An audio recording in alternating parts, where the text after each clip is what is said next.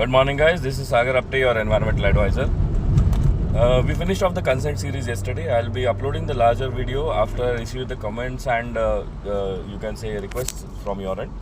So stay tuned for the same. Now let's start with the EPR, that is Extended Plastic Responsibility Related Issue.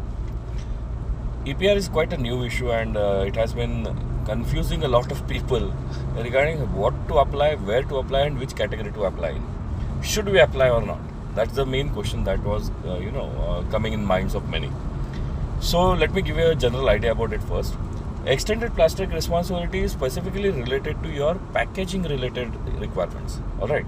The plastic that you are using in your own products does not have to do anything with it as long as that product does not come in the category of a packaging. Now why I am saying this, I'll be giving you a detailed idea just now.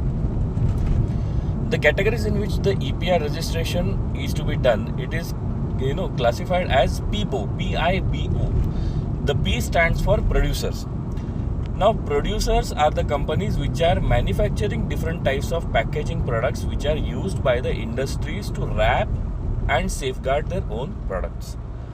These industries include the industries which are manufacturing bubble wrap, styrofoam, because styrofoam can be used in packaging. If it is used in packaging, then it comes in the packaging industry. Then your serine wrap, plastic bags, everything comes under the producer section. Those industries which manufacture it, they come under the producer section. Sorry. The second category is the category of importers. Importers are the packaging related industries which are importing packaging products from outside and they are selling it in India. Please keep it in mind, this is regarding the selling of the product, not use of the product. Okay.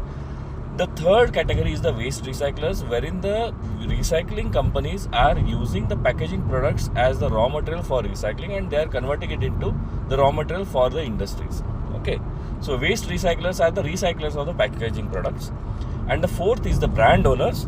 The brand owners are the people or the industries which are using these packaging products for safeguarding their own products from any damage. Okay.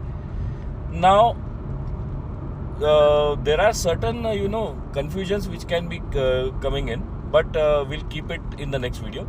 For now, please understand that the micro industries are exempt from the EPR.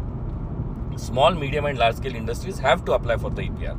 Now in which category you fall, you have to gauge it based on the use that you are doing. I'll be giving you a detailed idea in the next video, so stay tuned. Thank you.